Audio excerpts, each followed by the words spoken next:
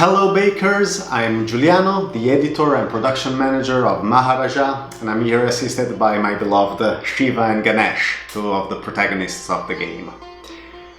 This video will share with you some of the reasons behind our choice of releasing the game for up to 4 players instead of 5. While Simone Luciani will explain these reasons from a designer point of view, I am gonna share with you the publishing aspect of this.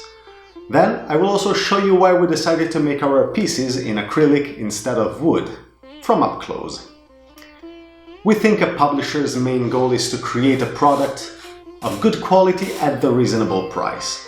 For Maharaja, we've thought of giving the board and the 3D pieces a great importance. This is a game about building statues and shrines, and we wanted to create something that stands out of the table.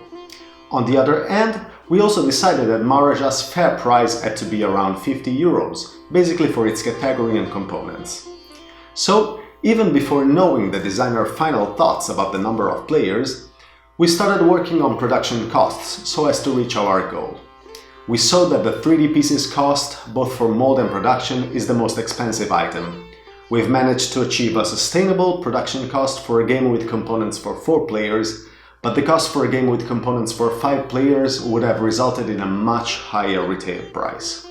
So, when the designers presented a final game developed for 4 players, it seems everything fit together. Now I'm gonna show you some production sample for our pieces. In order to create the piece we had in mind, we started working with wood, making some flat sample and adding a simple print or a laser engraved design on them as this one. We've pretty soon realized that we wanted to have a sculpted piece, not only to recreate the statue's three-dimensional and architectural aspect, but also to have a good tactile feeling when holding them. So we made some homemade sample, engraving the background of the god's design. When I showed these examples to our producer, they pointed out some problematic technical issues. The first is that to engrave a great surface costs a lot of time and therefore money. The second is that it's not possible to engrave a wooden piece with high details. You see here some factory sample, and I hope you can notice that the design is really grainy. Last issue. Both during production and during shipment, this type of piece had a high probability of getting damaged. As you can see on this piece with some colored parts that got detached from the piece, and we all know how it is important to avoid that. So the factory suggested to try a plastic production instead, because we could have achieved both the three-dimensional aspect and the solidity. We started considering the material. We wanted something solid and enjoyable at the touch, so we discarded the cheapest materials as PVC and we agreed on exploring acrylic, which is the material, for example, of the tiles of Azul.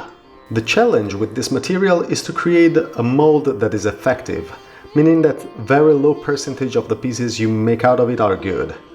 With that in mind, if we wanted to have a detailed design, we had to keep a maximum of 0.5 mm between the design of the god and the engraved background surface. So this is the last sample we received, and I might say that I'm convinced we are on the right path. It's solid and it has a good touch. Now we are still working to finalize the design. We want to create a more sculpted feeling, so I am testing a piece in which both the design and the background surface are sculpted deeper inside the piece.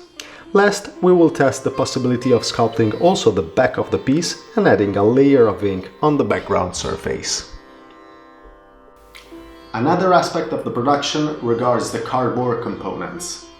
The map will be made with a 2 mm thick cardboard plus art paper on both sides, resulting in a piece that should have a thickness of around 2.5 mm. The player boards and the punch boards will be made with a 1.5 mm cardboard plus art paper on both sides, resulting in pieces with a thickness of around 2 mm. We also decided not to make the player boards recessed, because the most components you put on it have a designated area but not a specific number of spaces. Coins, prestige tokens and shrines will constantly have to be picked up from the board and placed back on it. So we don't have a game where it's really functional to have recessed player boards. Thank you for watching this video, and stay tuned during the campaign and even after its end for more updates regarding the production aspects of Maharaja.